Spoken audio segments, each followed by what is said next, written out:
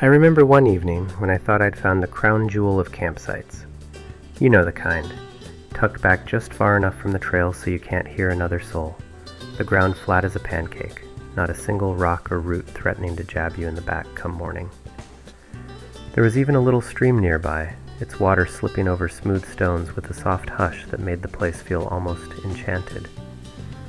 The sun was dropping low, painting the treetops gold, and I thought, well, this is it, the perfect spot. I went about pitching the tent with the same satisfaction a man feels when putting the final stroke on a painting.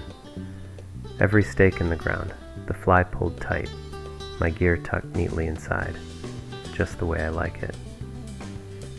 I even bragged to myself a little, thinking how all the tricks I'd learned over the years had brought me to this moment of campsite perfection. No tilting tent, no sagging corners, no uneven ground, just solid, square, and snug. It wasn't until I stretched out with a long sigh, hands folded behind my head, that I felt the first tickle on my arm, then another across my ankle. I brushed it off without much thought. Woods are full of little crawlers, after all. But then came a third, and a fourth, and when I lifted the corner of the tent to peek outside, my heart sank. I hadn't chosen a campsite. No, I had chosen their campsite. And by there, I mean an entire bustling colony of ants. Big black ones, too. The kind that don't just wander, but march with purpose. They poured in neat little lines along the ground, and from the look of things, my bright red tent was now smack dab in the middle of their highway. At first, I thought, maybe it's just a few scouts, no big deal. But I tell you, when I knelt down and pressed my hand to the dirt, the ground itself seemed to hum with movement. That perfect flat earth I'd been so proud of wasn't flat at all. It was hollowed through with chambers, tunnels, and who knows how many thousands of tiny residents, none too happy about my sudden arrival. And that, my friend, is when the real adventure of the evening began. The first wave hit just as I was digging into a bag. I scrambled around, hopping on one foot, trying to shake them loose while muttering words I wouldn't repeat around polite company. That's when I noticed the second wave. Not climbing my legs this time, but streaming straight toward my tent in a dark, endless line. To them, I guess my nylon palace must have looked like an invading fortress, and they were determined to reclaim their territory. I unzipped the flap, only to find a handful already inside, sniffing around my sleeping bag like little landlords checking on a new tenant. One had even crawled onto my pillow, antenna twitching as if to say, "Rent's due, buddy." I knew right then this wasn't going to be a battle I could win by force. You can stomp a few ants, sure, but when you're standing on the heart of their empire, the numbers are on their side. And they weren't just random wanderers. This was a highway, a main artery, and I had set up camp smack in the middle of rush hour. So there I was, standing in the dimming light, one boot off, trail mix scattered across the dirt, tent half zipped and already compromised, while the army of ants tightened their lines. I had two choices: tear everything down and move camp in the fading light, or hunker down and fight the insect world through the night. I glanced at the sky, already bruising purple with dusk, and thought to myself, well, I came here for adventure. Looks like I found it in the smallest of enemies. I decided on strategy instead of retreat. After all, a man doesn't spend half an hour pitching a perfect tent just to yank it down at the first sign of resistance. My plan was simple: cut off the ants' supply lines. I grabbed a stick, scratched a trench in the dirt around the tent, and thought, there, that ought to slow them down. For good measure, I sprinkled a ring of ashes from the fire along the trench like some sort of makeshift fortress wall. I'd heard once that ants don't like crossing ash. Sounded reasonable enough to me. For a moment, I felt clever, like I'd outsmarted nature itself. I sat back down by the fire, chewing on what was left of the trail mix, and watched the first scouts hit my defenses. Sure enough, they hesitated at the trench, antenna waving as if confused. I leaned back with a grin, thinking I waited, Sure, the ants would follow their noses and abandon my tent. But no, the ants weren't after my food. They were after my real estate. That flat ground, that carefully cleared space I was so proud of, it was the very heart of their empire. And me? I was the fool who'd built his castle on the capital city of an ant kingdom. By now the shadows were long, and the forest had taken on that hush that tells you night is creeping in.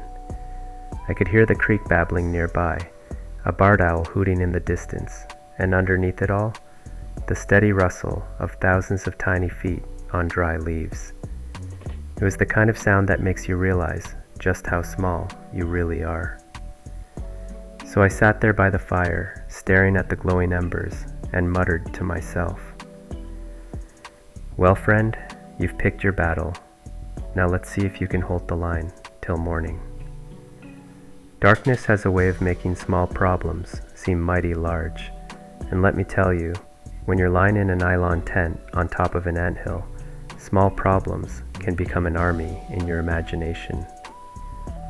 I crawled into my sleeping bag that night with the kind of caution a soldier uses slipping into a foxhole. Every rustle of leaves outside made me twitch. Every tickle on my skin sent my hands slapping, whether it was an ant or just a loose thread brushing me. At first, things seemed quiet. I even dared to believe my trench and asterisk had held them off, that maybe I'd made peace with the colony. But as the fire died low outside and the night grew deep, I started to hear it. A soft patter-patter on the tent wall, then another. Before long, it was like rain, only it wasn't water.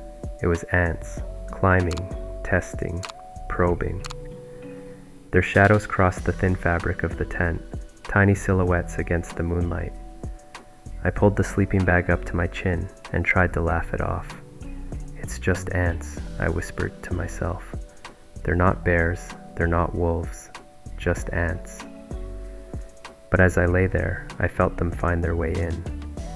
One or two at first, sneaking through the corner where the zipper met the ground.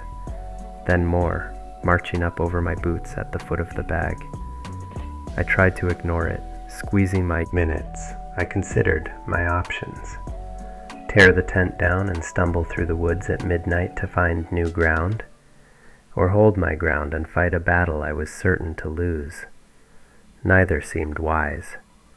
In the end, I did what any stubborn camper would do. I zipped the bag tight up to my nose, pulled my hat down low, and tried to pretend that sleep was possible, even as I could hear and feel the little invaders crawling just inches away. Somewhere in that long stretch of hours, between drifting off and jerking awake at each bite, I realized something important. You can plan, prepare, and perfect your setup all you want, but out here, you're never really in charge. The ants knew that better than anyone. When dawn finally broke, I felt like a man who'd survived a siege. My eyes were gritty, my arms peppered with tiny red welts, and my back ached from curling into a ball all night long. The forest itself, though, seemed fresh and renewed.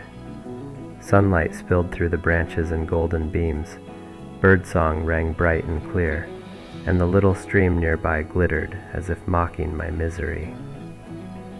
It was one of those mornings where the world looks perfect, unless you've just spent the night at war with a million ants. I unzipped the tent with the weary caution of a soldier lifting the lid of a foxhole. Outside, the truth of my blunder was plain as day. The ground around me wasn't just flat, it was pocked with dozens of tiny mounds, each one a doorway into the bustling empire below. My tent, which I'd pitched so proudly, sat squarely across their capital city. I'd camped in the middle of Times Square on New Year's Eve. Only my neighbors were six-legged and uninviting.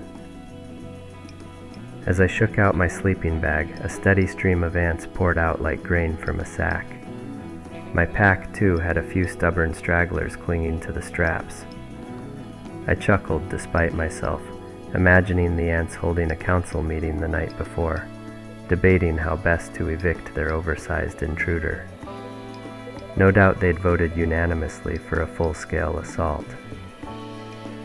I packed quickly, brushing off gear, shaking out boots, and stomping the ground a little harder than necessary to discourage for flat ground. I look for the little signs, those tiny mounds, that quiet movement in the dirt that tell me I'm about to repeat an old mistake. Still, every time I think back to that night, I can't help but smile. It wasn't the most comfortable camp I've ever had, but it sure gave me a story worth telling by the fire. And sometimes, that's the best thing you can bring home from the woods.